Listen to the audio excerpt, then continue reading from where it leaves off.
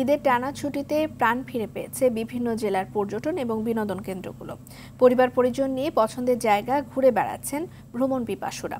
এবারের ছুটিতে পর্যটক এবং দর্শনার্থীদের ভালো সাড়া মিলেছে বলে জানিয়েছে পর্যটন ব্যবসায়ীরা। প্রতিনিধিদের তথ্য এবং ছবিতে আরও জানাচ্ছেন আব্দুল হামিদ।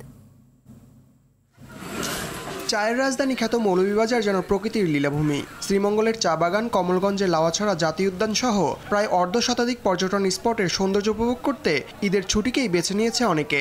লোকেশনগুলো আসলে অনেক সুন্দর। আমি আর মেয়েকে নিয়ে বাচ্চাদেরকে নিয়ে ঘুরতে আসছি। দর্শনার্থীদের পদচারণায় মুখর চট্টগ্রামের বিনোদন কেন্দ্রগুলো।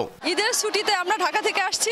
ঈদ উপলক্ষে আমরা যথেষ্ট সুযোগ সুবিধা রাখার চেষ্টা করেছি, প্রচুর সুবিধা বা সুযোগ দিয়েছি এবং এই ঈদ কেন্দ্র করে ছুটি থাকার কারণে দর্শনার্থীরাও পর্যটকরাও আসছে।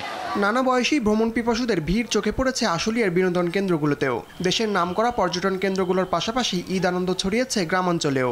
আমি ফুপিদের সাথে এসেছি, অনেক আনন্দ করতে পারলাম, এনজয় করতেছি, ফ্যামিলি সহ নিয়ে আসছি। খুলনার বিভিন্ন ঐতিহাসিক স্থান ও বিনোদন কেন্দ্র দেখা যাচ্ছে মানুষের উপচে পড়া ভিড়। ঈদ পরবর্তী সময়ে কুড়িগ্রামে বিনোদনের কেন্দ্রবিন্দুতে পরিণত হয়েছে সোনাহাট স্থলবন্দর। নরসিংদীতে ভ্রমণ পিপাসুদের পদচারণায় মুখর হয়ে উঠেছে জেলার পার্কগুলো।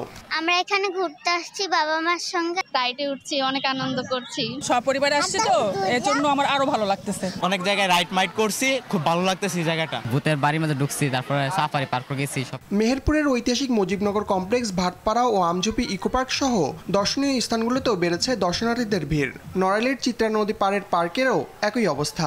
ভ্রমণ পিয়াসুদের ঢল নেমেছে টাঙ্গাইলের যমুনা নদীর পাড়েও। ছুটি উপভোগ করতে আসা মানুষদের প্রত্যাশা ঈদের পরও শান্তি বিরাজ করুক দেশে।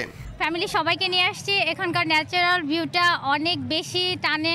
নদীতে উপভোগ করার জন্য আসছি ঈদের জন্য। ঈদের সময় কোথাও যাওয়া হয় না, সেই কারণে আমরা এখানে বেড়াইতেছি। আব্দুল হামিদ, RTV।